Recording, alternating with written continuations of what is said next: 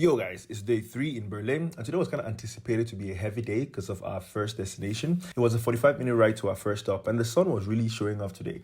Blue skies everywhere. I think there are places in the world where people cannot imagine what it is like to go for days without seeing blue skies. What? Can't relate. We arrived at destination, the Sachsenhausen concentration camp. Many of you have probably heard of the concentration camps that were used by the Nazis back in the days, like Auschwitz and stuff like that. The treatment people got here was not as bad as the worst of Auschwitz, but it came quite close.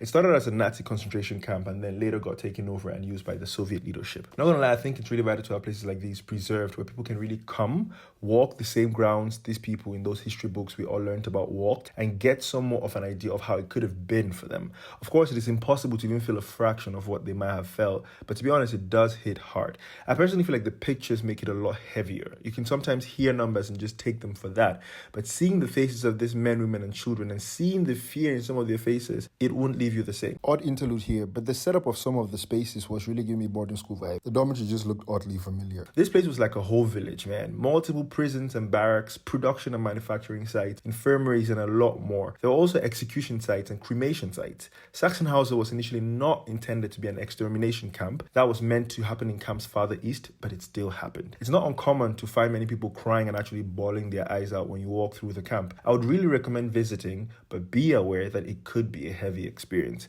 After the visit, I was ready to do nothing because, we drove back to the hotel, did some editing, took me a good nap and binged to watch some episodes of The Night Agent. Then it was dinner time, and today we were going for something similar to a proper German experience. Made our way to the Hofbrau, the glass sizes.